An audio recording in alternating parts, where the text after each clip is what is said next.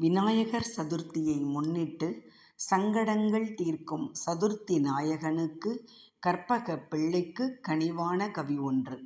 முழுமுதற் கடவுளே, முக்கண்ணன் மைந்தனே, மூலப் பொருளோனே, மோதகப் பிரியனே, மூஷிக வாகனனே, ஐந்து கரத்தனே, ஆனை முகத்தோனே, ஆறு முகனுக்கு மூத்தோனே, சங்கரன் மைந்தனே, சக்தியின் புதல்வனே, சதுர்த்தி நாயகனே, சங்கடங்கள் தீர்ப்பவனே, வேண்டியவர் வினை தீர்க்கும் வேழ முகத்தோனே, வினையறுக்கும் விநாயகனே, அருகுடன் வெள்ளறுக்கும் விருப்பமுடன் ஏற்பவனே, பானை வயிற்றோனே, பாடுகள் களைபவனே, தொந்தி வயிற்றோனே, தொல்லையெல்லாம் தீர்ப்பவனே, அப்ப முப்பழம் அமுது செய்தருளிய தொப்பையப்பனே, மண்ணாளும் ஈசன் மகனே, மாங்கல்ய வரம் கொடுக்கும் மங்களத்து நாயகனே, மஞ்சளிலும் மண்ணிலும் கல்லிலும் காயிலும் கனியிலும் உப்பிலும் வேரிலும் வெள்ளெருக்கிலும் வெல்லத்திலும் சாணத்திலும் வெண்ணெயிலும் என்று எண்ணற்ற பொருட்களில் ஏற்றமுடன்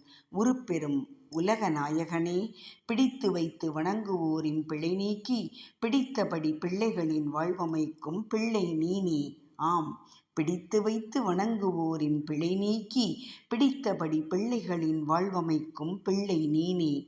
தோப்புக்கரணம் போட்டு வழிபடும் வழிபாட்டில் துயர் துடைக்கும் மன்னவனே, எங்களை என்றும் காத்து ரட்சிக்கும் முதல்வனே, பிள்ளையார்பட்டியின் பெருமைமிகு கற்பக கணபதியே, ஈச்சனாரியில் அமைந்துள்ள ஈசன் மகனே, நின் பொற்பதங்கள் போற்றி பணிந்து வணங்கி மகிழ்கின்றேன் என தித்திக்கும் தாய்த்தமிழில் தெவிட்டாத தேன் கலந்து கவி தந்த அடியேன், கல்லலில் பிறந்து கண்டர மாணிக்கம் மனை புகுந்து பிள்ளையார்பட்டி கோவிலில் புள்ளியான சிறுவாணி நீர் பாயும் சிறப்பான கோவையிலிருந்து தேன்மொழி ராஜமாணிக்கம். அனைவருக்கும் இனிய விநாயகர் சதுர்த்தி வாழ்த்துக்கள்.